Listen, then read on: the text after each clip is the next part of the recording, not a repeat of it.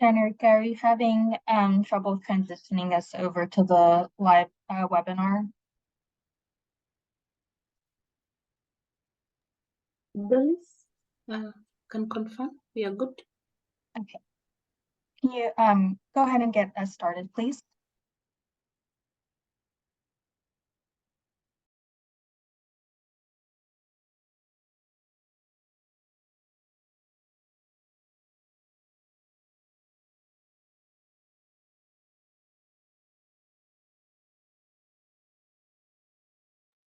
Chris, over to you. Thank you. Thank you very much. Good morning, good afternoon, everyone. Thank you for finding time to join us this day for a session on strengthening the monitoring of a national multi-sectoral nutrition plan. And today we are getting to listen to lessons from experts and lessons learned from Nippon in Cote d'Ivoire. So this is what we'll be talking to today. Just for our housekeeping, we want to let you members know that we have translation available in English, French, and Spanish. So for you to do that, kindly select the interpretation button at the bottom of your screen, then choose your preferred language and select the preferred language, and then also remember to mute the original audio so that it doesn't interfere with what you're listening to as presenters go on, as the presentations go on. I would also like to let you know that for some screens, it might not show the interpretation button as seen here. You'll see a button with the 3 dots written more. Kindly click on that, and then you'll be able to find your interpretation, and you can move ahead with that. So before we start, we would also like to let you all know that we have muted for benefit of the presentations that you're going to listen to. We'll open the microphones once we've listened to all presentations for the benefit of the Q&A. But at the same time, we have a Q&A button at the bottom of the screen where you can submit your questions for the panel as the presentations go on.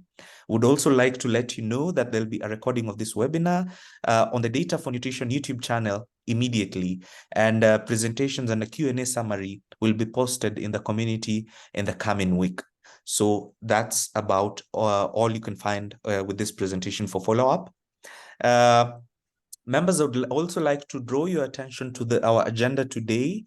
The live webinar is going to take place for 1.5 hours, and we intend to have some introductions, after which we'll dive right into an overview of the case study, which will be done by member Faustin. And then we'll have a commentary by our moderator, Julian.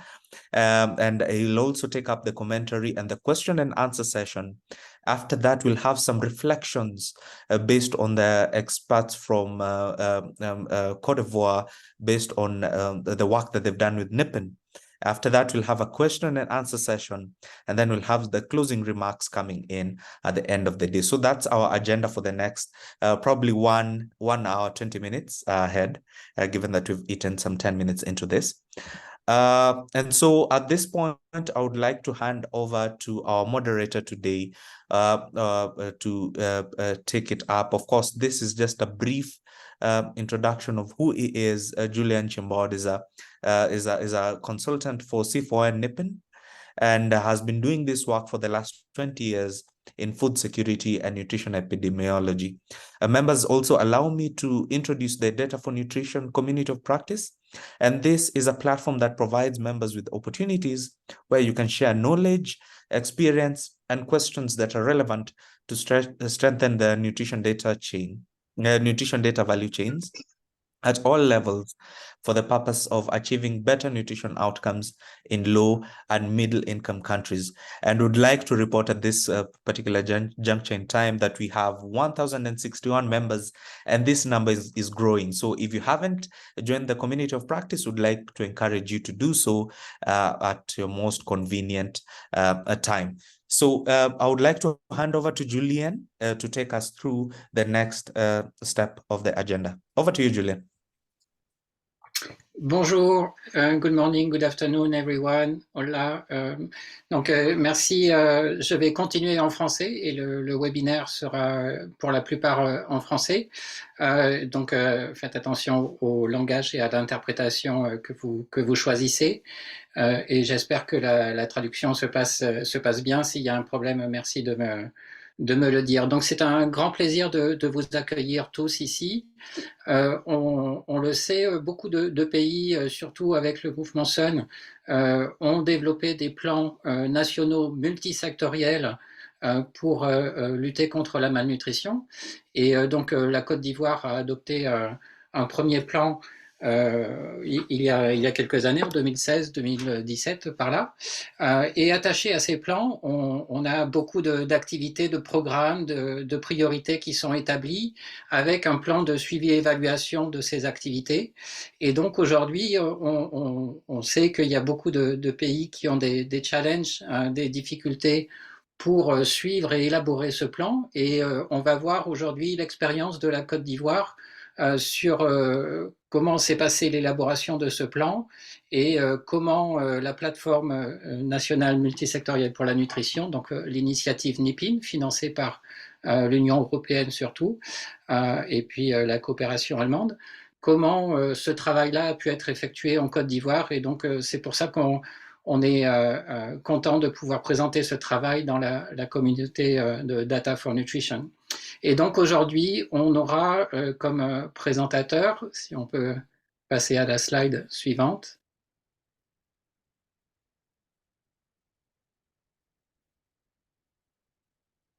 Merci. Dr Faustin Hendry, qui est le coordinateur de la plateforme en Côte d'Ivoire, va nous présenter un peu tout le travail qui a été fait au sein de cette plateforme pour améliorer le plan de suivi et évaluation. Et donc cette plateforme est logée au sein du SE-CONAPE, qui est le secrétariat exécutif pour la nutrition, l'alimentation et le développement de la petite enfance en Côte d'Ivoire, qui héberge la plateforme et qui est en charge de la mise en œuvre du plan national pour la nutrition. Et on aura aussi Dr Patricia Ngoran, qui est le point focal Sun et la coordinatrice du Conseil national pour la nutrition, donc qui est le bras un peu politique pour la stratégie multisectorielle sur la nutrition. Donc sans trop tarder, je donne la parole à Faustin qui va pouvoir nous présenter les principaux résultats de l'étude. Merci. Okay. Merci Julien pour cette introduction. Bonsoir à tous. Je suis Faustin Hendry, coordinateur de la NPN en Côte d'Ivoire. J'ai l'honneur donc de vous présenter ce jour les résultats de l'étude de cas qui a été conduite en Côte d'Ivoire sur le renforcement du suivi du plan national multisectoriel de nutrition. Les enseignements donc ont été tirés donc de cette étude. Diapo suivante, next slide.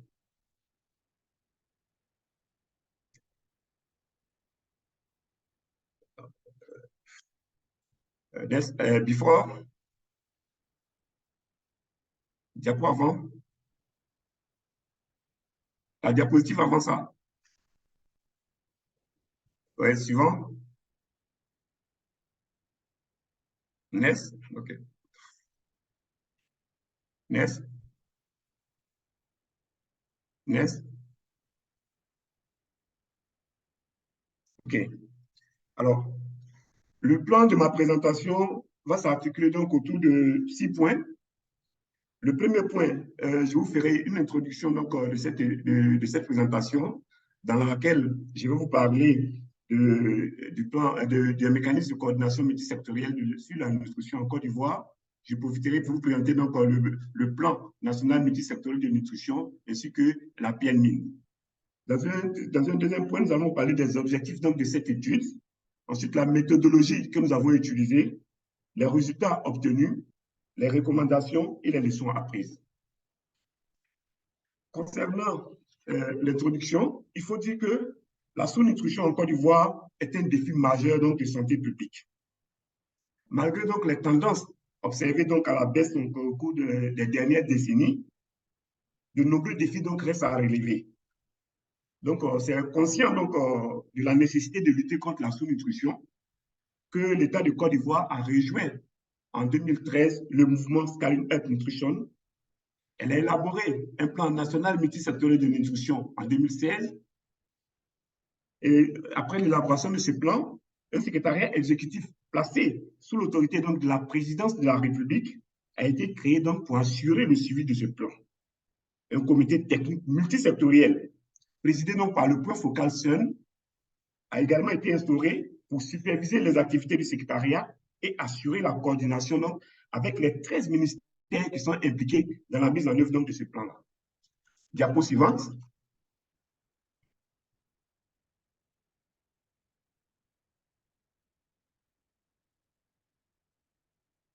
En 2018, un cadre commun de résultats a été validé avec 150 indicateurs multisectoriels pour suivre l'évolution globale donc, du plan.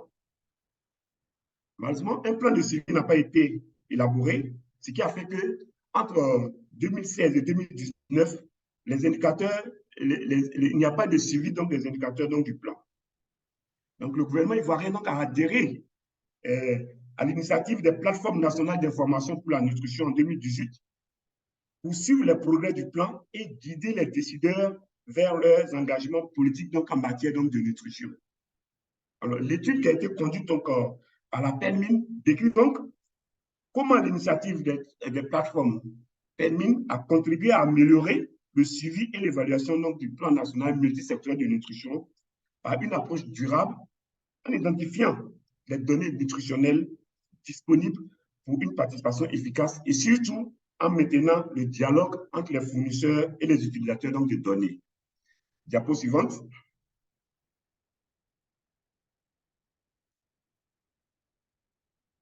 Il faut dire qu'à l'échelle nationale, la plateforme d'information pour la nutrition est logée au sein du SECONAP, qui est le secrétariat exécutif du Conseil national pour la nutrition, l'alimentation et le développement de la petite enfance, qui est la structure de coordination multisectorielle de la nutrition en Côte d'Ivoire.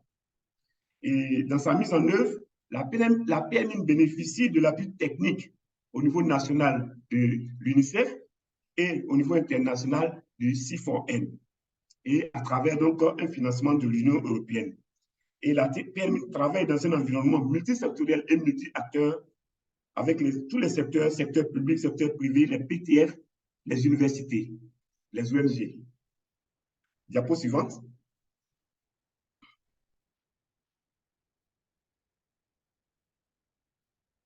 Il faut dire que dans l'approche des PENMIN,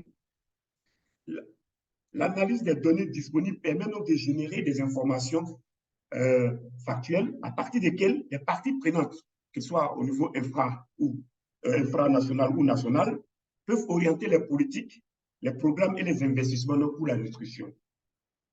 Et cette démarche s'inscrit donc dans le cycle opérationnel de la PNM qui est constitué donc de 3 éléments. Le premier élément, c'est la formulation des questions en lien avec les priorités nationales. Le deuxième élément, c'est l'analyse des données afin de répondre aux questions posées. Et le troisième élément, c'est la communication des résultats aux décideurs ciblés, qu'on va cibler. Et ce cycle opérationnel s'appuie donc sur une structure qui comprend 2 piliers, une composante axée sur les politiques et une composante axée donc sur les données. Et il y a un comité consultatif multisectoriel qu'on appelle ici en Côte d'Ivoire sous-comité technique de la PMIN qui accompagne donc l'équipe opérationnelle, approuve ces travaux et veille au maintien donc de la communication entre la PMIN et le dispositif multisectoriel national relatif donc à la nutrition. Il faut dire que c'est dans ce contexte donc, de son cycle de questions que la première demande d'information identifiée donc, par la PMIN a concerné donc l'amélioration du suivi du plan national multisectoriel de nutrition qui fait l'objet de notre étude. Diapo suivante.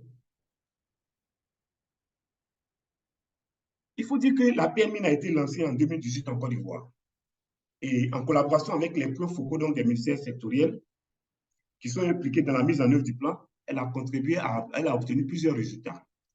Et les résultats que nous avons obtenus sont soit financés par le projet ou bien par d'autres initiatives.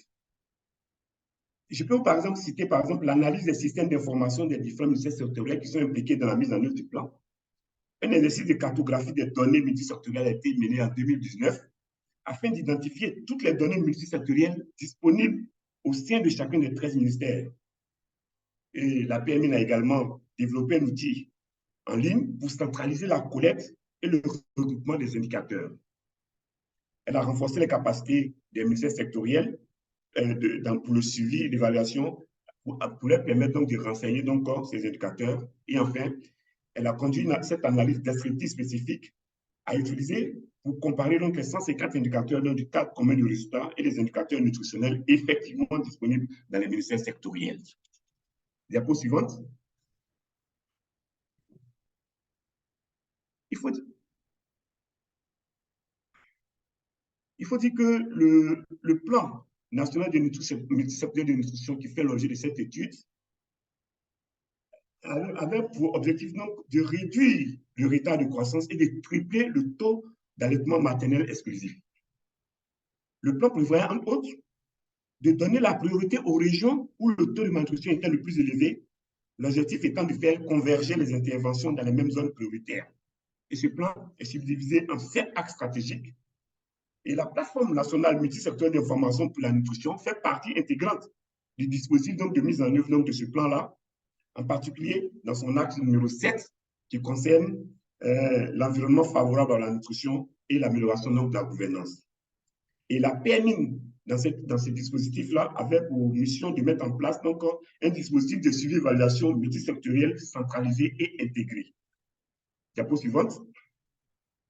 Alors, quels étaient donc les objectifs donc, de cette étude? Il faut dire que de façon générale, l'objectif visait donc à améliorer le suivi donc, du plan national multisectoriel de nutrition. Et de façon plus spécifique, il fallait vérifier que les indicateurs, l'alignement des indicateurs du cadre commun de suivi et évaluation, vérifier la disponibilité donc, de ces indicateurs-là et identifier donc des recommandations. Diapo suivante. Alors, quelle est la méthodologie que nous avons utilisée donc pour conduire cette étude? Il faut dire que c'est une méthodologie que nous avons faite en 2 étapes. La première étape a consisté donc à une analyse documentaire. Il faut dire aussi qu'avant, dans cette méthodologie, nous avons utilisé une approche mixte qui a permis de recueillir à la fois des informations qualitatives et des informations quantitatives. Donc, ce qui fait qu'on l'a fait en 2 étapes. La première étape a consisté donc à des analyses documentaires. Ça veut dire que nous avons analysé les plans de suivi, évaluation et des documents stratégiques des différents ministères sectoriels. Ensuite, nous avons fait des entretiens avec les informateurs clés de ces ministères-là et nous avons fait, dans un dernier temps, une comparaison des indicateurs donc, du plan national multisectoriel de nutrition à ceux collectés donc, par les secteurs contributifs. Et la deuxième étape a consisté donc à la réalisation d'un atelier de collecte et d'harmonisation des données issues donc du cadre commun de suivi et d'évaluation avec tous les ministères impliqués dans la mise en œuvre du plan. Diapo suivante. Alors, quels sont les résultats que nous avons obtenus à travers cette méthodologie? Alors, le premier résultat a concerné la concordance entre les indicateurs présents dans le cadre commun de suivi et d'évaluation et les domaines du cadre conceptuel de la malnutrition. Alors, là, il faut dire que la mise en cohérence entre le cadre conceptuel de la malnutrition et le cadre commun de résultats d'une part. D'autre part, entre le cadre commun de résultats et le cadre commun de suivi et d'évaluation a permis de mettre en évidence que le cadre commun de suivi et d'évaluation ne comporte pas des indicateurs relatifs à la morbidité, elle ne comporte pas des indicateurs sur la couverture des soins maternels et infantiles, elle ne comportait pas des indicateurs sur le niveau d'éducation et le niveau de pauvreté donc des ménages. Ça, c'est le premier résultat. Le deuxième résultat, diapo suivante, le deuxième résultat a concerné donc la disponibilité des indicateurs du cadre commun de suivi et d'évaluation. Alors, il faut dire que le cadre commun de suivi et d'évaluation, comme nous l'avons dit un peu plus haut, comporte 150 indicateurs. Il y a 35 indicateurs qui sont liés aux activités donc, du secrétariat. Les 115 autres indicateurs sont répartis entre les 10 autres secteurs. Et sur les 35 indicateurs qui sont liés aux activités du secrétariat, il n'y a aucun problème de concordance ni de disponibilité de ces données-là. Par contre, sur les 115 indicateurs que les secteurs doivent renseigner, 44% de ces indicateurs ne sont pas renseignés. Alors, il y a 3 ministères qui présentent le plus grand nombre d'indicateurs qui ne sont pas renseignés. Il s'agit du ministère de l'Agriculture et du Développement rural, qui a 11 indicateurs sur 14 qui ne sont pas renseignés. Il y a le ministère des Ressources animales et halieutiques, qui a 11 indicateurs sur 16 qui ne sont pas renseignés. Et le ministère de la Santé et de l'Hygiène publique, qui a 16 indicateurs sur 48 qui ne sont pas renseignés. Diapo suivante. Concernant toujours la disponibilité donc, de ces indicateurs, dans le cadre commun de suivi d'évaluation, parmi les 51 indicateurs qui ne sont pas renseignés, 69% concernent des indicateurs d'estran. 25% sont des indicateurs d'effet et 6% sont des indicateurs d'impact. Diapositive suivante. Quelles sont les sources, diapo suivante, quelles sont les sources donc, des données qui sont les sources des données de ces indicateurs?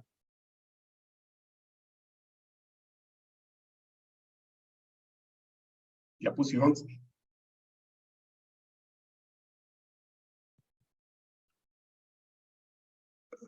Voilà. Concernant la source des données, il faut dire que la source des indicateurs du cadre commun sont variés. Il peut s'agir donc des enquêtes périodiques, telles que les EDS, les enquêtes MIS, les enquêtes SMART. Il peut s'agir aussi des différentes enquêtes donc, sur la sécurité alimentaire. Il peut s'agir donc des rapports d'activité des différents ministères sectoriels. Donc, c'est pour dire que les sources sont multiples, sont diverses.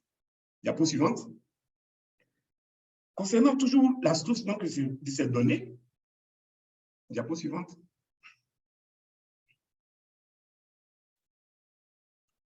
Nous avons diapo suivante. Oui. Nous avons constaté dans cette étude que la majorité des indicateurs non renseignés ont comme source les rapports d'activité et d'évaluation des ministères sectoriels. Et ensuite, les enquêtes périodiques, donc, et ensuite les enquêtes périodiques. Alors, quelle est la cause du non-renseignement de ces indicateurs? Les principales causes de non-renseignement des indicateurs sont les suivantes. D'abord, les indicateurs ne sont pas répertoriés dans le système de suivi d'évaluation des ministères sectoriels. Il y a aussi une absence de définition commune de certains thèmes. Par exemple, lorsque le thème communauté apparaît dans la définition des indicateurs, les compréhensions étaient différentes. Il y avait aussi le thème amélioré, par exemple, les sources d'eau améliorées. Donc, il y avait des problèmes de compréhension de ces thèmes-là, une compréhension commune de tous ces thèmes-là. Il y avait aussi le fait que les activités n'ont pas été réalisées. Si les activités n'ont pas été réalisées, donc on ne pouvait pas renseigner des indicateurs. Aussi, également, une autre cause de non-renseignement, il n'y a pas eu de moyens financiers pour réaliser certaines enquêtes en fait de renseigner ces indicateurs-là. Et enfin, il y avait un problème d'appropriation des indicateurs donc, par les sectoriels. Diapositive suivante.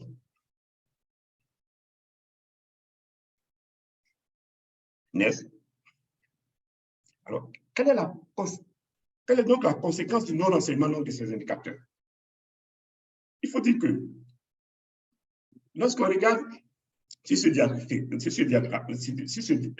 PowerPoint, la stratégie numéro 3, la stratégie numéro 4 et 5, relative à la disponibilité et à l'accès des aliments, à la sécurité alimentaire, à la résilience face aux crises alimentaires et nutritionnelles, sont les plus impactés en matière donc, de suivi et d'évaluation. Quand vous prenez par exemple l'axe numéro 3, 63% des indicateurs ne sont pas disponibles. Suivi donc de l'axe numéro 4, 52, et l'axe numéro 5, 50%. Donc ça a impacté le suivi et l'évaluation donc du plan. Diapo suivante.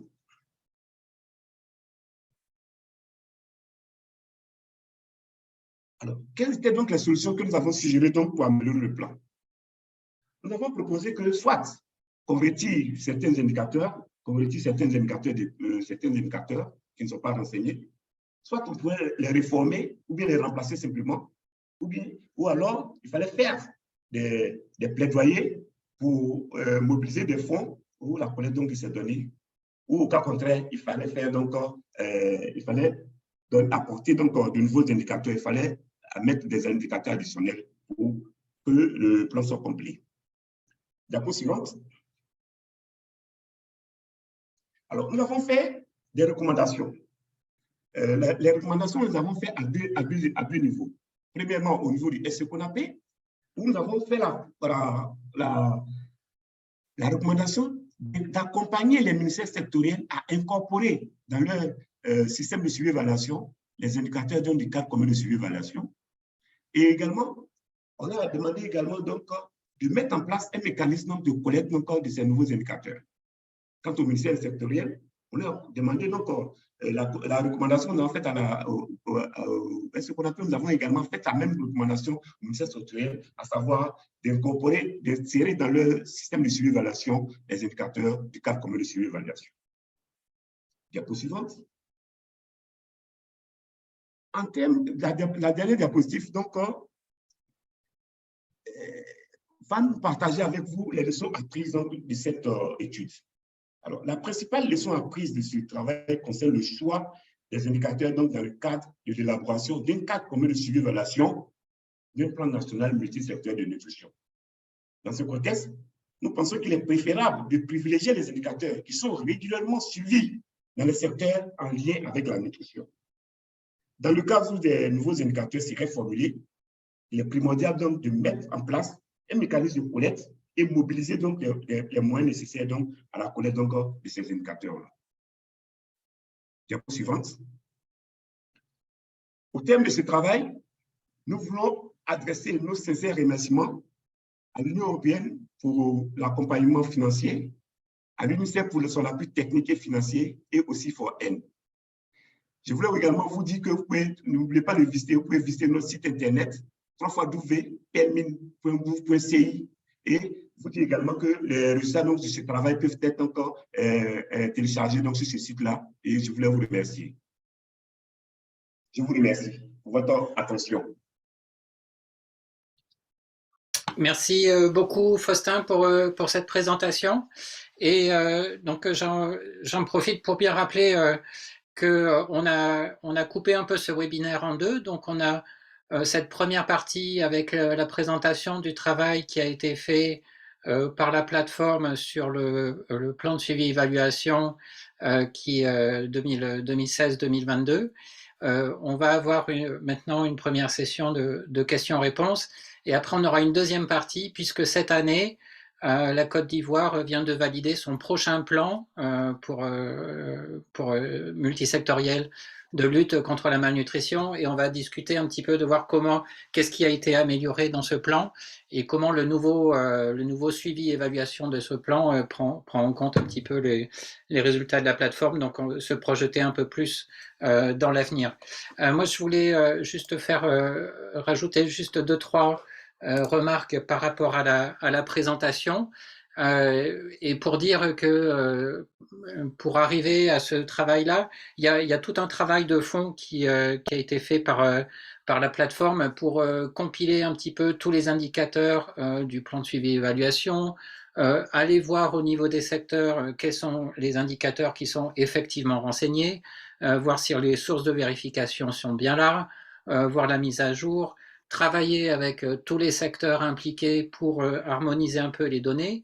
Il y a eu aussi tout un travail de créer un site internet pour pouvoir collecter l'information qui vient des secteurs et pouvoir centraliser cette information-là pour qu'elle soit disponible auprès des acteurs qui veulent avoir une information claire et précise sur tous les secteurs liés à la nutrition.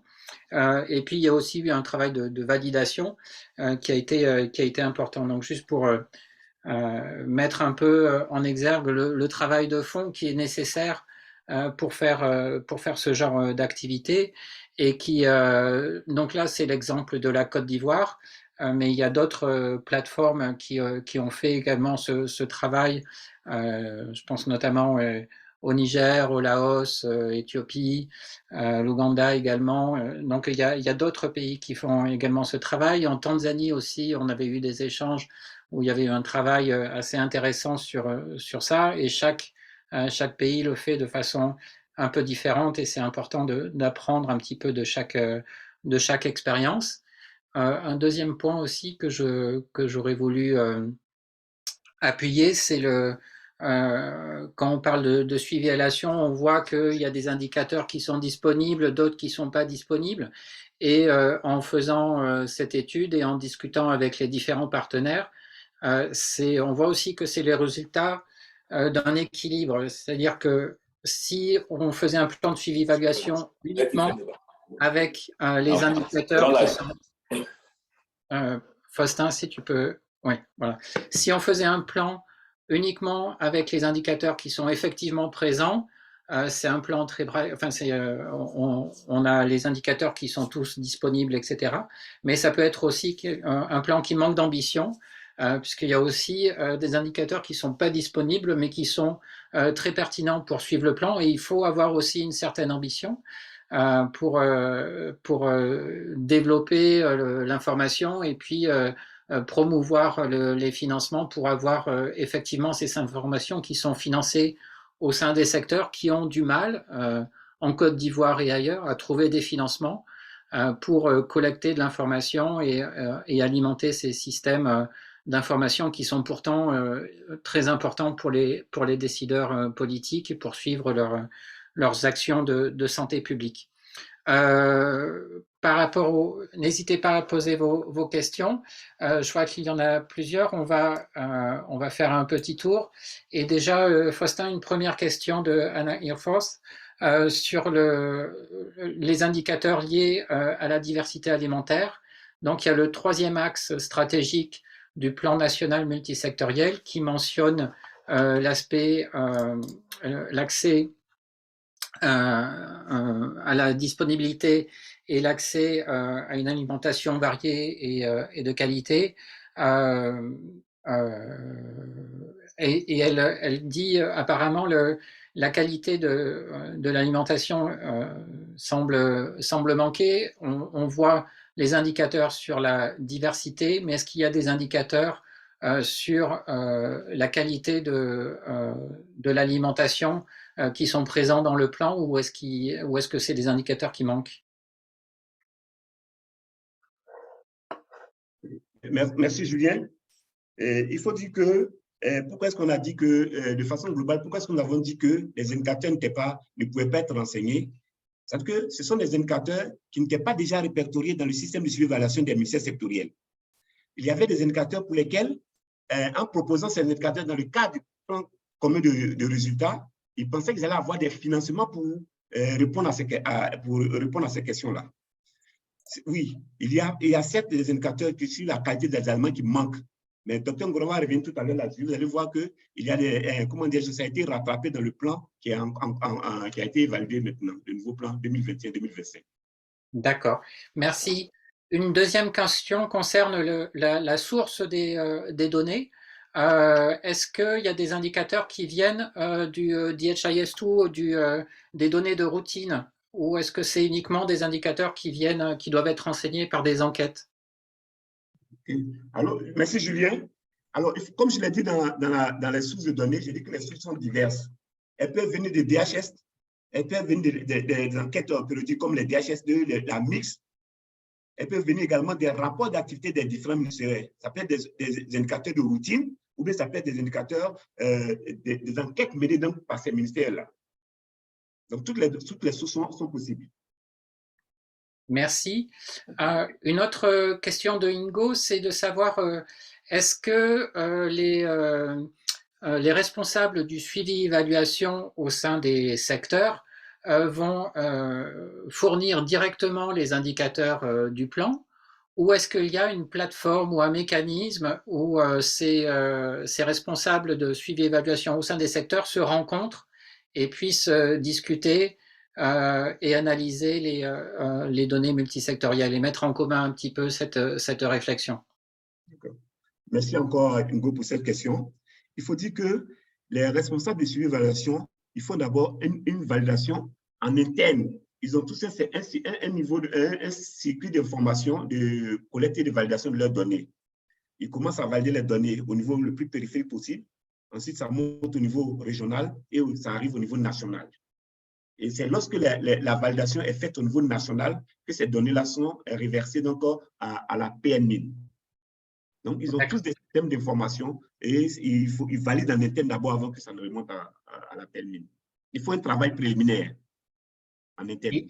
Et est-ce qu'il y a, est-ce qu'après, il y a des discussions avec tous les secteurs ensemble sur le suivi des indicateurs? Ou est-ce qu'ils font que renseigner la plateforme? Non, ils ne renseignent pas directement la plateforme pour le moment. On vient d'abord, lorsque les données sont validées au niveau sectoriel, on se rend compte, ce qu'on appelle organise des rencontres où chaque secteur vient avec ses données, ce qu'on appelle l'atelier de collecte et d'harmonisation des données. Donc, c'est au cours de ces ateliers-là qu'on harmonise les données, comme je l'ai dit. On s'entend sur les données, sur la qualité des données. Merci. Une autre question de Hicham Mohamed Saïd des Comores, pour savoir combien de temps a pris le suivi et de voir un petit peu les mesures qui ont été prises envers les secteurs, comme par exemple l'agriculture, qui n'ont pas autant d'indicateurs renseignés que d'autres secteurs. Okay. Il faut dire que le suivi du plan, nous avons fait le suivi du plan depuis 2018 jusqu'à ce jour. Et concernant les ministères, par exemple, comme l'agriculture, pour lesquels on n'a pas, qui ont des difficultés pour avancer les indicateurs, en fait, tout à l'heure, le SE va réagir là-dessus, mais je peux anticiper comme la question a été posée. Le SE qu'on a mis en place des dispositifs. Donc, tout à l'heure, le SE va venir dessus, mais on a accompagné ces structures-là à travers, parce que des fois, ils avaient les données en leur sein, mais n'étaient pas validées. Donc, nous avons accompagné à valider ces données-là.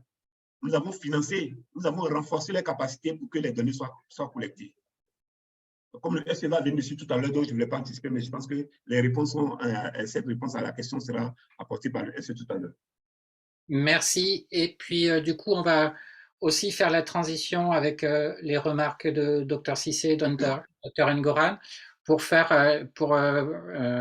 je vais vous donner la parole et puis aussi vous transmettre deux questions qui sont en lien avec ça, de la part de Mababou Kébé, qui travaille pour la plateforme NIPIN au Niger, de voir comment on explique que les indicateurs comme ceux provenant de l'agriculture ne sont pas renseignés. Donc on a vu dans l'étude qu'il y avait des différences d'un secteur à l'autre. Donc comment est-ce que vous expliquez ça? Et puis une autre question de Mohamed Agbendesh, aussi de la NIPIN Niger, qui félicite la Côte d'Ivoire pour ce travail et qui pose une question sur comment ce travail a pu contribuer à la communication avec les secteurs, et notamment les secteurs productifs alimentaires. Donc ça fait une bonne transition pour finir cette première session de questions-réponses.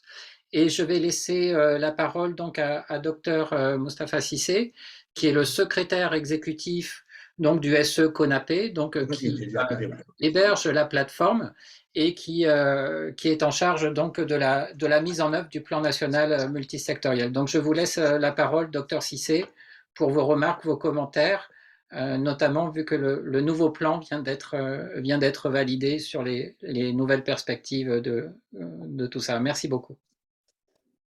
Très bien, merci beaucoup Julien. Mesdames et messieurs, je voudrais au nom du secrétaire exécutif du CONAPE, le docteur Cissé Moustapha, vous dire merci pour cette invitation du secrétariat exécutif à cette rencontre-là.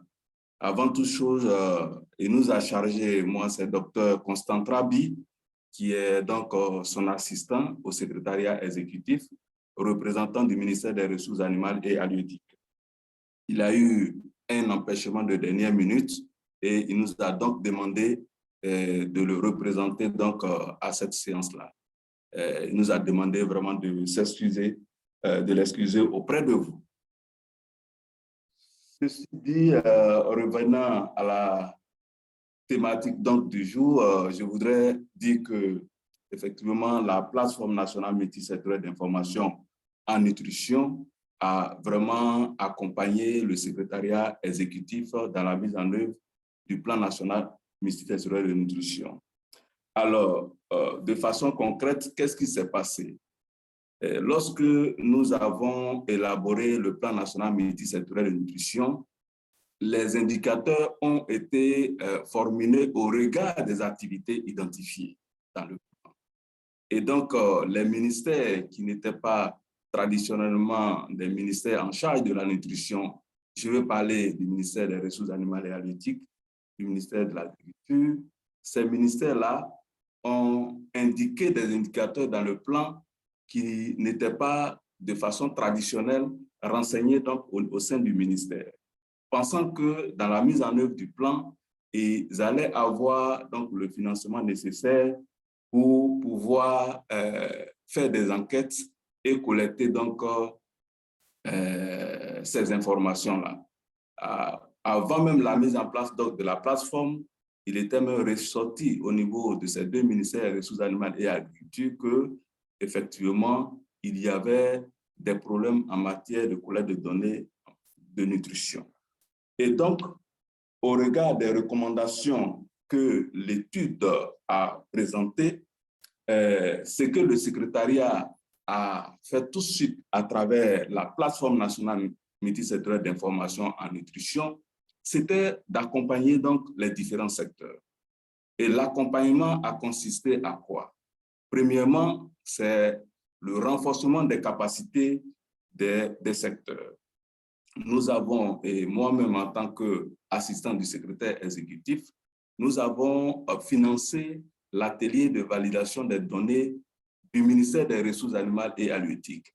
Et au cours de cet atelier-là, c'est là certains représentants même au sein du secteur ont compris même la bonne compréhension de des indicateurs donc, au sein même de leur secteur.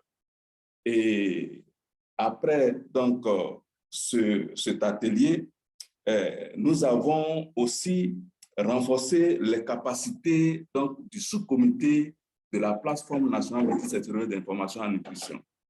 Donc, il y a un sous-comité qui est là et qui est constitué donc des représentants des secteurs qui sont des statisticiens.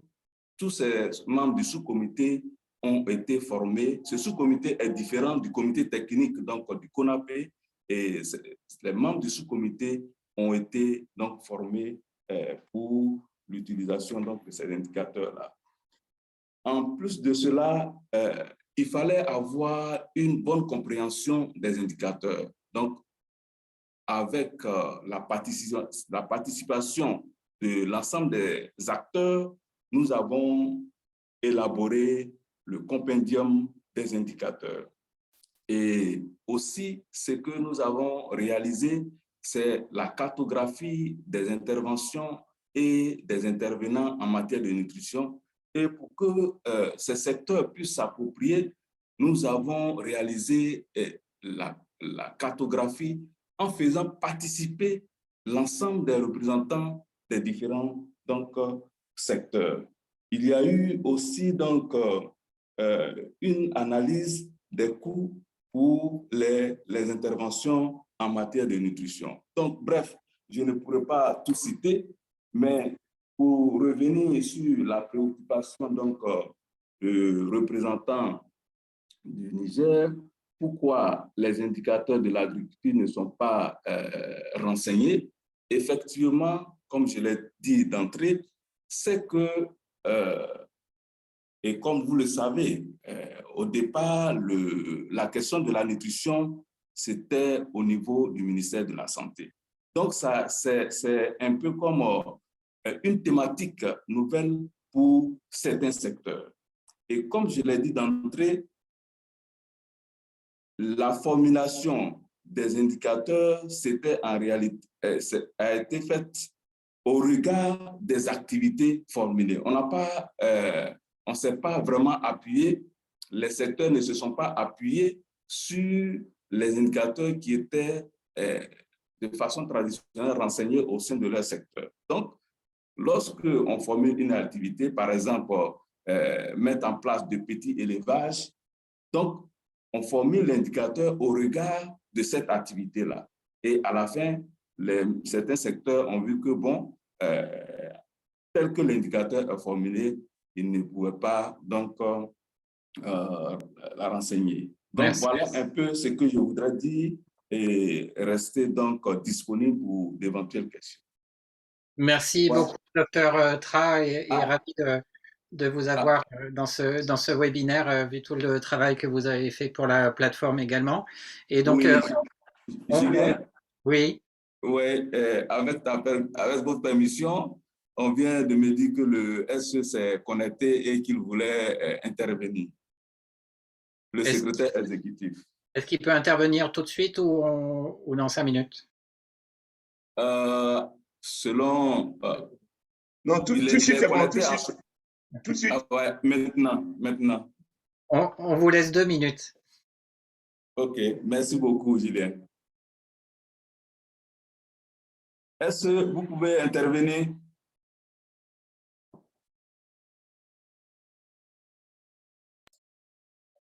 Allô? Non. On va... Voilà, donc on va certainement continuer. Il n'est pas en place. D'accord. Peut-être que c'est certainement un problème de réseau. Pas de souci, on lui laissera la parole après. Et on va laisser la parole au prochain intervenant, donc Dr Patricia Ngoran, qui est le point Focalson, et puis surtout la coordinatrice du Conseil national pour la nutrition, et donc qui était en charge de la définition du nouveau plan national multisectoriel qui a été donc validé cette année. Et donc, merci d'être présente à ce webinaire et de donc, nous faire vos remarques et commentaires par rapport au travail de la plateforme et puis surtout dans le cadre de la mise en œuvre du nouveau plan. Je vous laisse la parole. Merci. Merci, Julien, merci. Et bonjour à tout le monde, bonjour au secrétariat, à l'équipe présente, mais bonjour à la plateforme Dr Ndri. Faustin, bonjour à ton équipe. En effet, je suis heureuse de pouvoir parler des avancées parce que aussi, il faudrait dire que le premier plan a été élaboré sous moi et avec le point Focalson qui était le directeur de cabinet à l'époque. Et là encore, on élabore un nouveau plan. Et si c'est possible de faire focus sur les avancées, il y a une diapo qui montre deux situations, avant et après. Alors, en attendant que vous mettez la diapo, je voudrais simplement dire qu'en effet, avant de démarrer la PNIM, le premier plan a été élaboré en 2016, mais en effet, fin d'année, donc mis en évidence en réalité avec la définition de sa stratégie, donc a démarré en 2018, lorsque, avec l'Union européenne, nous avons bénéficié de ce financement que je dis encore merci pour ce partenariat, cette collaboration franche qui a permis d'avancer. Alors, qu'est-ce que je peux dire? Je dirais d'abord que c'est vrai que la PNIM a permis d'améliorer les mécanismes de collecte, de traitement des données sectorielles en lien avec la nutrition, surtout que nous disposons des données de qualité pour si nous devons prendre des décisions, ces données existent. Des bases solides de données, d'évidence ont été produites. Et surtout qu'à travers cette plateforme, peut-être ce n'était pas aussi un système, mais ça a permis aussi le suivi des financements.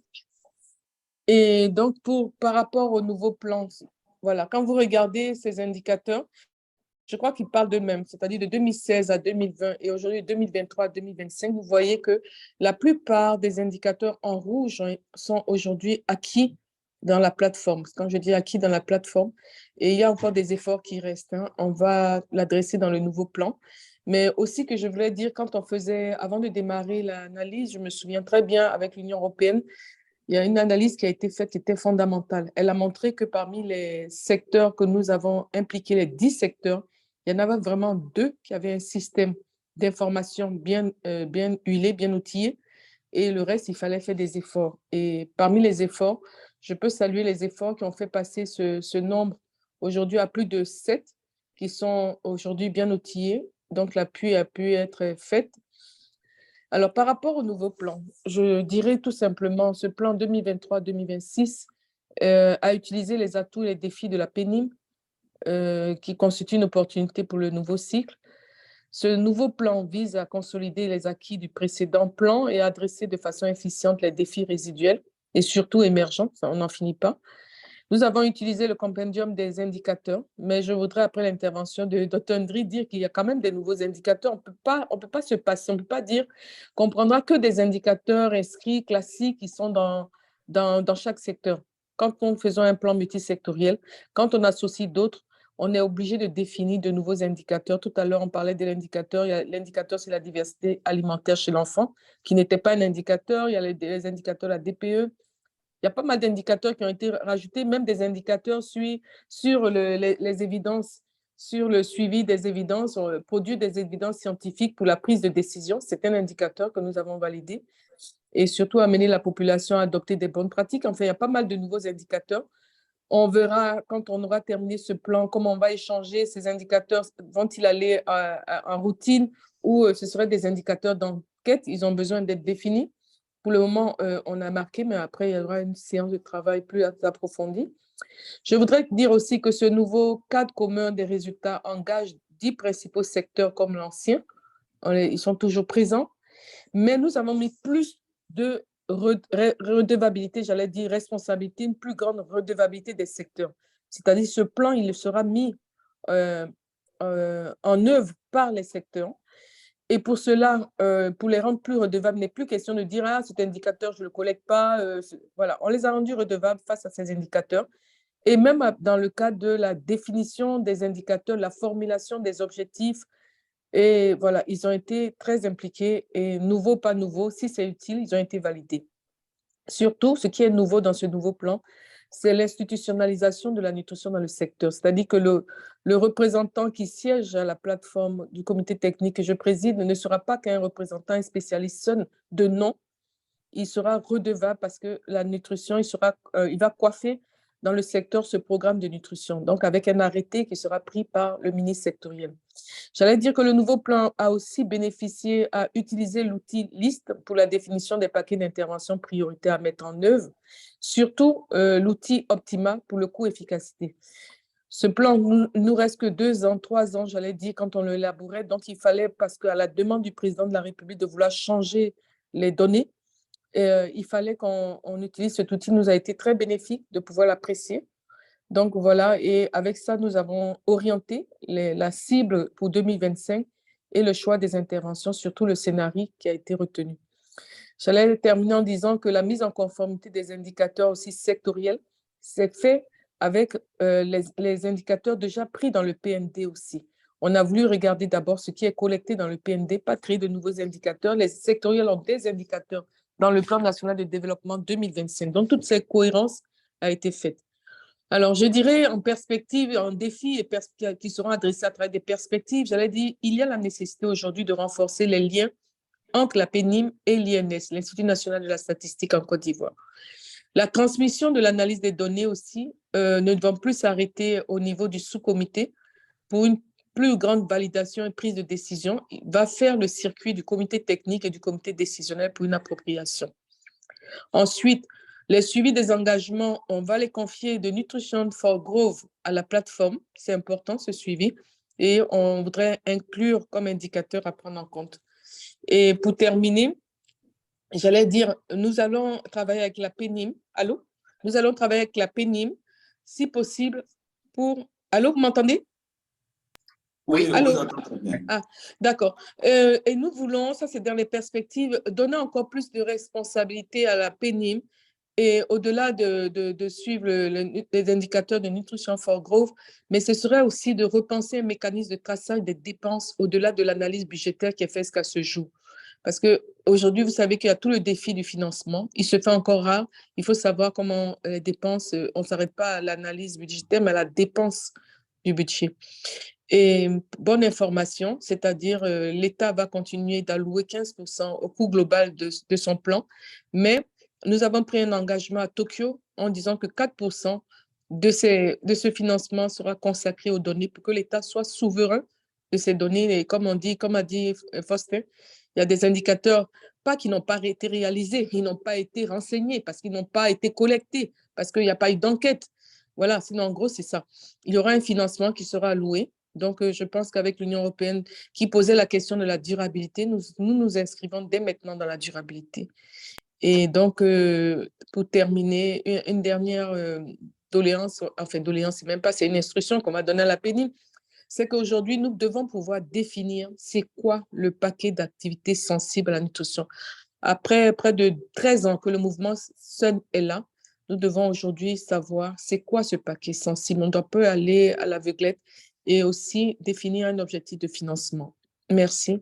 Je salue encore tous ceux qui sont intervenus. Merci pour ce travail, ces avancées. Merci à tous ceux qui appuient la PNIM, au risque de n'oublier personne. Je voudrais encore dire merci surtout à l'Union européenne et à l'UNICEF qui a vraiment coaché cette plateforme. Merci. Oui, merci. Et puis merci de… Et à N4G aussi, pourquoi pas. Et voilà, à GZ qui nous a accompagnés, la coopération allemande. Merci, Julien. Merci, Dr Ngoran. Et oui, donc pour rappeler que c'est l'initiative des plateformes est financée par l'Union européenne. Elle est mise en œuvre par l'UNICEF en Côte d'Ivoire et par le secrétariat exécutif du CONAPE, que le gouvernement mobilise des fonds et finance les postes qui travaillent au sein du SE CONAPE, et que donc, la coopération allemande des GIZ est en charge de l'appui technique au niveau global et aussi au niveau de financement d'autres plateformes. Donc c'est un travail multipartenaire, et aussi on voit au niveau de ce travail-là l'implication et tout le travail qui doit être fait au niveau pour impliquer tous les secteurs. Et peut-être je vais laisser la parole ici à Dr Cissé pour faire une remarque aussi, vous faire part d'une remarque de Ingo Noy, donc sur le lien avec les secteurs et comment le SE CONAPE travaille avec les différents secteurs pour que il n'est pas juste la fonction d'informer le plan national multisectoriel, mais qu'ils se sentent vraiment impliqués dans ce processus et d'être des partenaires actifs. Donc, Dr Cissé, peut-être sur cette question, est-ce que vous voulez réagir et puis nous faire part de quelques remarques et commentaires? Merci, je vous laisse la parole. Dr Cissé.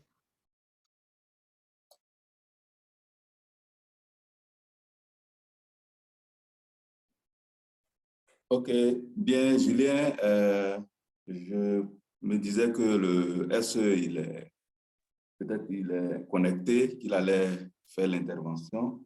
Mais il est connecté sur le canal de Dosso, si on peut lui donner la main sur le canal de Dosso. Voilà, si il peut faire l'intervention.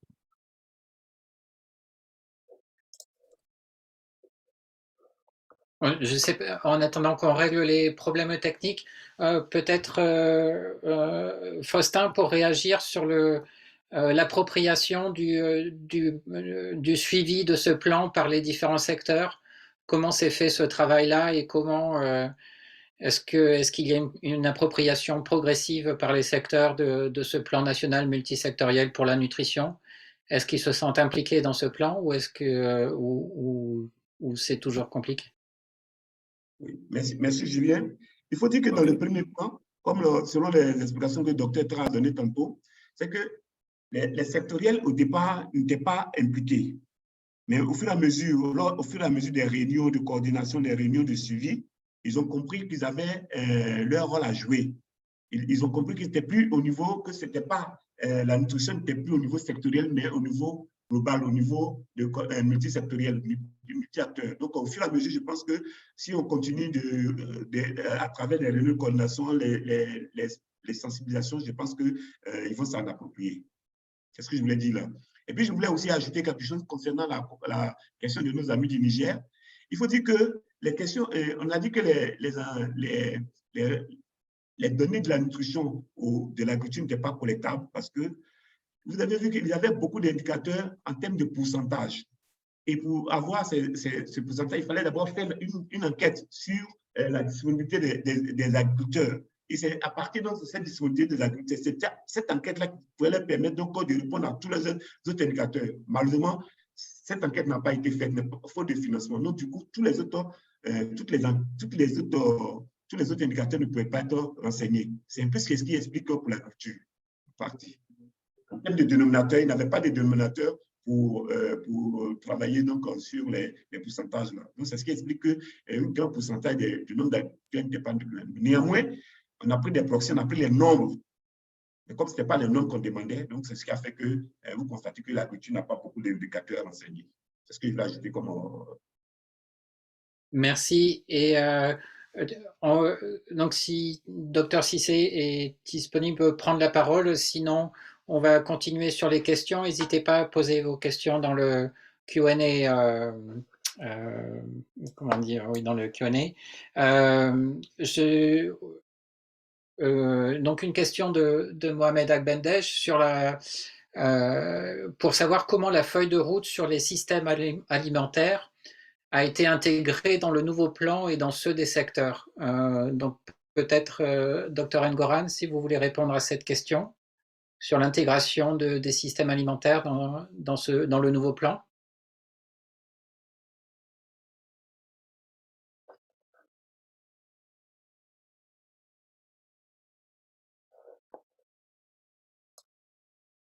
Patricia, on ne vous entend pas?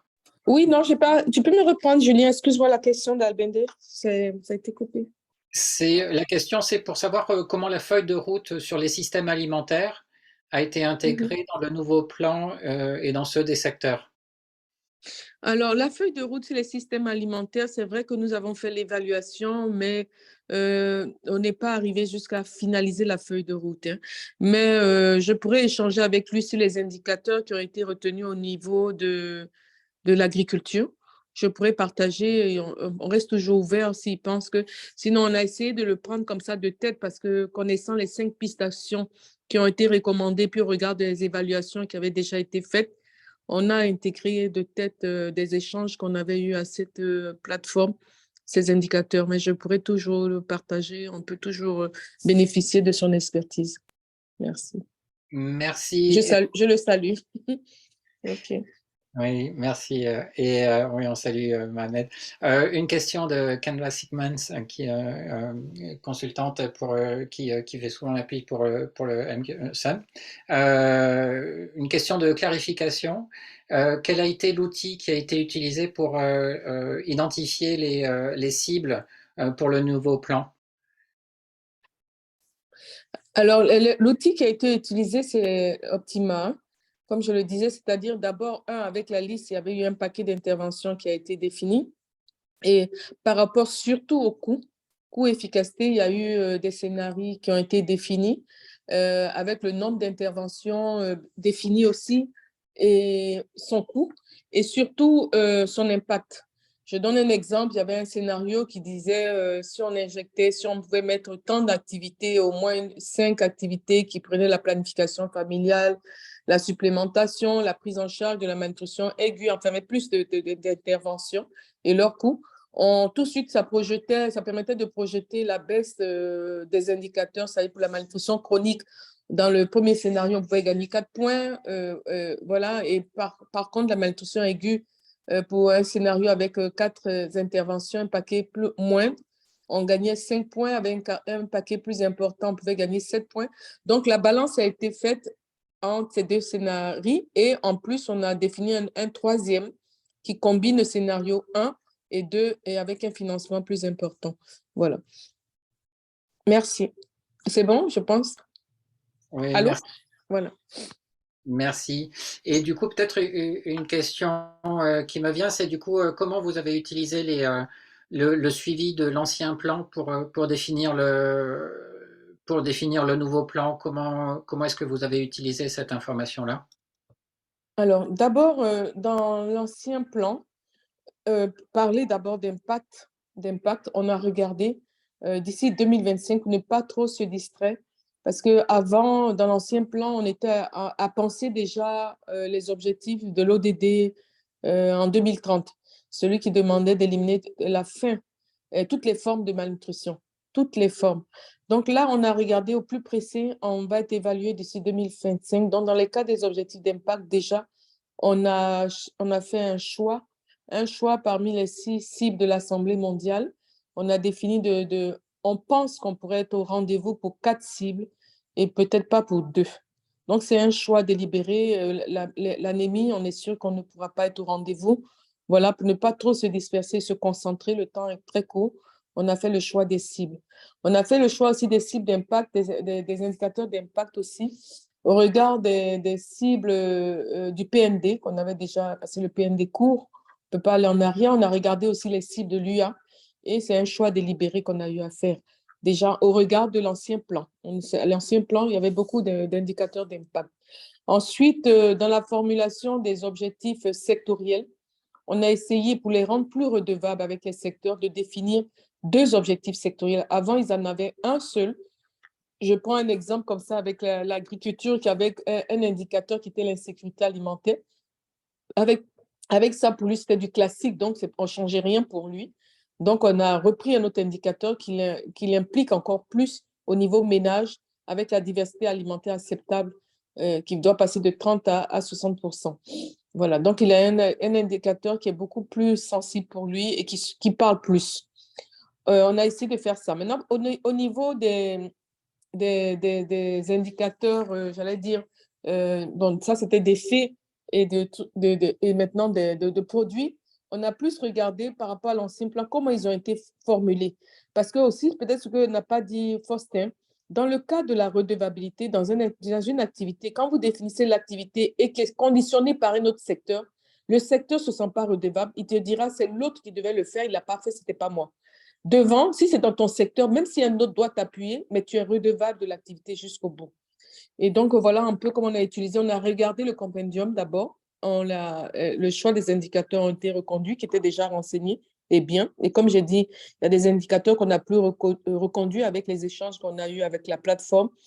Mais par contre, il y a d'autres qui étaient importants qu'on ne peut pas, même s'ils ne sont pas encore renseignés, c'est important pour le secteur. Par exemple, nous prenons la protection sociale qui va conduire l'allaitement et qui doit renseigner le nombre de structures qu'on appelle, des structures sociales qu'on appelle les amis de l'allaitement. Ce n'était pas collecté avant, mais ils vont le collecter.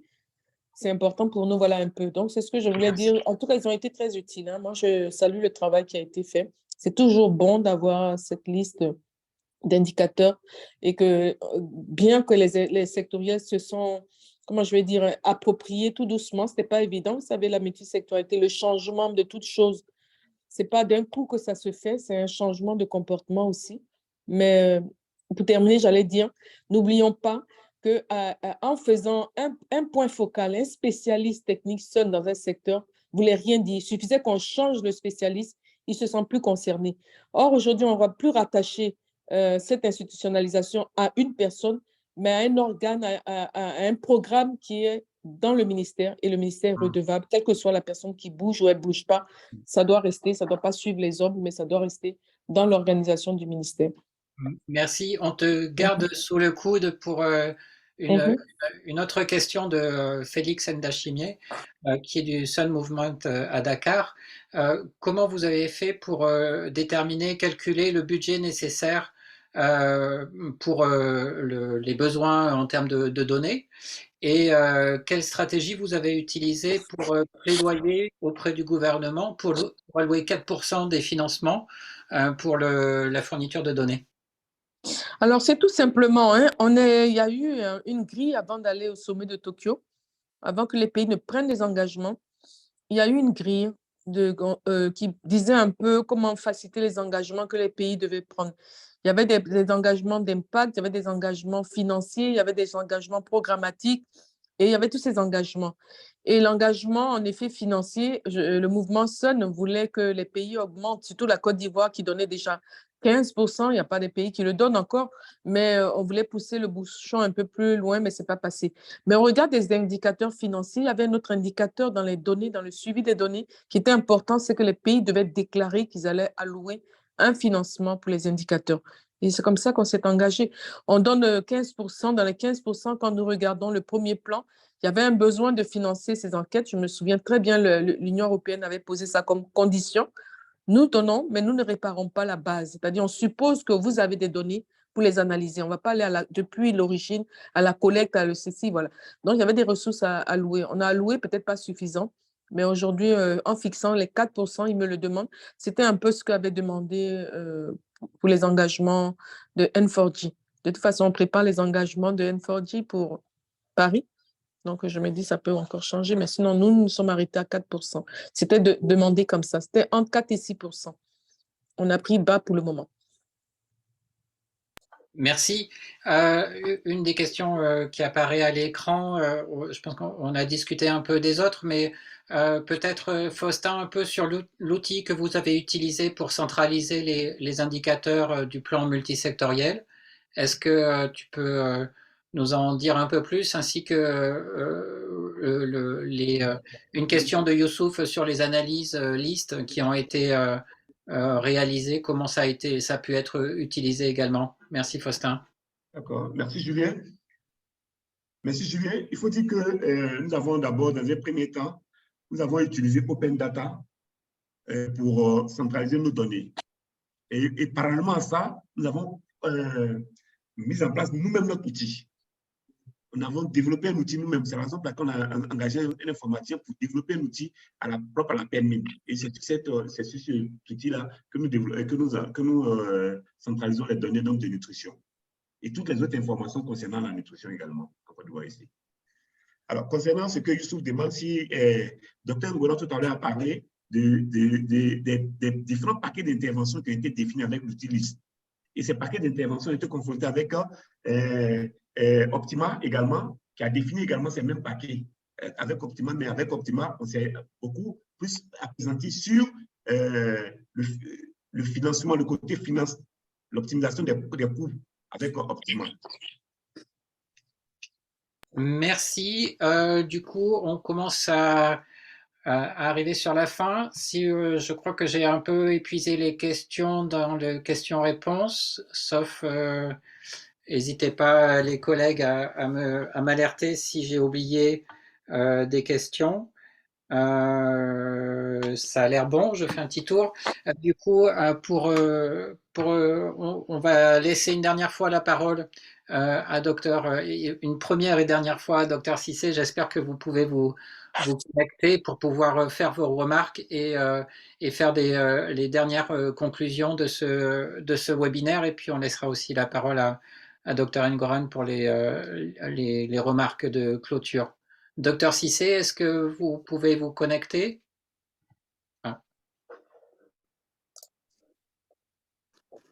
Bon, s'il n'est pas connecté. Ok, donc on me dit qu'il n'est pas connecté. Donc, ce que je voudrais dire comme mot de fin, c'est de vraiment vous dire merci pour cette rencontre que nous avons eue. En perspective, ce que le secrétariat exécutif prévoit, c'est de continuer à accompagner donc, les secteurs donc, dans la mise en place ou bien l'amélioration de leur système de collecte de données. Sinon, parce qu'en réalité, tant que ces secteurs-là n'ont pas un système de collecte de données très huilé, nous ne pourrons rien avoir au niveau donc, de la plateforme nationale multisectorielle d'information en nutrition. Ce que nous prévoyons aussi, c'est la jonction des données, des projets de nutrition que nous mettons en place et les données que la plateforme centralise. Je vais dire quoi par là? À travers le plan national multisectoriel d'information, à travers le plan national multisectoriel de nutrition, nous avons pu mettre en place des projets. Et ces projets sont coordonnés par le secrétariat exécutif. Parfois, les données du projet ne sont pas prises en compte par les secteurs. Donc, nous sommes en train de mettre en place un système de remontée de données au niveau de la plateforme, de sorte à ce que ces données des projets-là soient aussi capitalisées au niveau des différents secteurs. Donc, Julien, c'est ce que je voudrais apporter comme élément encore complémentaire, tout en vous disant grand merci donc, pour cette séance. Merci, Dr Ngoran. Quelques remarques de clôture?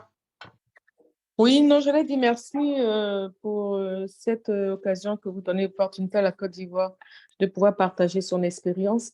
et dire que c'est une expérience de taille parce qu'en toute chose, comme on dit, quand vous lancez un projet ou quoi que ce soit, il faut penser sa durabilité. Et sa durabilité vous invite à vous inscrire dans la logique, dans les structures, dans le schéma classique. Quand j'entends donner même d'un projet, il doit prendre le schéma d'un ministère. Si c'est un ministère qui l'appuie, il ne doit pas avoir des schémas parallèles. Et je pense que c'est ce qu'on a essayé de faire, de se battre pour qu'il n'y ait pas de schéma parallèle. Durabilité veut dire aussi, quand le financement du partenaire s'arrête, comment l'État arrive à pérenniser tout ce qui a été fait et de beau. Et je pense même de réel, quand nous sommes dans la multisectorialité, c'est un défi de mettre tout le monde déjà ensemble. C'est un défi de se faire comprendre. C'est un changement de comportement. Comme j'aime bien dire, il y a un proverbe africain qui dit « Seul, tu peux aller vite, mais quand tu es ensemble, c'est vrai que ça peut prendre du temps, mais sache que tu vas loin. » Et nous inscrivons dans le loin, dans la durabilité. Déjà, les ressources humaines sont financées par l'État. Ce sont des fonctionnaires de l'État. Nous continuerons de nous inscrire et allouer un financement pour soutenir le financement déjà de l'Union européenne qui peut être réduit. Il faut toujours prévoir ça et inviter tous les pays seuls, ce que je n'arrive pas de le faire et de le dire, de s'inscrire dans cette plateforme, dans cette initiative qui est la meilleure façon d'aller avec la multisectorialité et la gestion des données. Merci. Merci, Dr Ngoran, pour ces dernières paroles. On rappelle que cette initiative est financée par l'Union européenne et la coopération allemande, elle a lieu en Côte d'Ivoire, mais avec l'appui financier à travers les ressources humaines et la mise à disposition le recrutement de fonctionnaires qui travaillent sur cet aspect-là. Elle a aussi lieu au Burkina, au Niger, au Guatemala, en Ouganda, au Kenya, en Éthiopie, au Laos, si j'oublie personne, et aussi que ce travail d'appui au suivi et évaluation du plan national multisectoriel, donc c'est un travail qui est fait dans ces plateformes, mais qui a été fait aussi dans de nombreux autres pays. On pense au Népal, à la Tanzanie, qui sont des bons exemples où il y a beaucoup de choses qui ont été faites où des expériences sont disponibles. On pense tout le travail aussi du SUN qui a appuyé beaucoup de pays au suivi et évaluation de leur plan et où des études de cas sont aussi disponibles et je vous invite à les consulter si vous voulez avoir plus de renseignements là-dessus. Faustin, une dernière remarque? Une dernière remarque. Il faut dire que nous avons bénéficié de l'appui de la préparation d'abord de l'étude et la réalisation et la présentation, tout ça, nous avons bénéficié de l'appui de l'UNICEF, il faut qu'on le dise parce qu'on n'a pas beaucoup souligné. Nous avons bénéficié de l'appui de l'UNICEF qui nous accompagne dans le processus ici en Côte d'Ivoire. C'est ce que je vais ajouter. Merci, c'est dur d'oublier personne, hein, il y a beaucoup de monde. Merci pour le rappel. Et donc, on va clôturer ce webinaire. Je laisse les quelques minutes qui restent à Data for Nutrition pour clôturer ce webinaire et je leur laisse la parole. Merci à tous d'avoir participé et je laisse la parole à Data for Nutrition pour les conclusions. Merci, au revoir.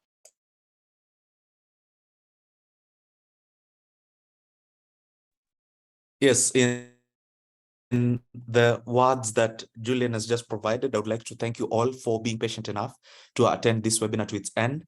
We special thanks to Mr. Faustin, Dr. Cisse, and Dr. Ngoran for having taken us through the insights of what they've learned in their NIPN work in Cote d'Ivoire. Members would like to notify you that this recording of this webinar is available now on the Data for Nutrition YouTube channel, and copies of presentations and summary will be shared on the webinars group page in the coming weeks. We wish you well and thank you for joining today's webinar. We hope you enjoyed it and looking forward to seeing you in our next event. Thank you and have a lovely day ahead. Thank you. Bye-bye. Merci. Bye. Merci.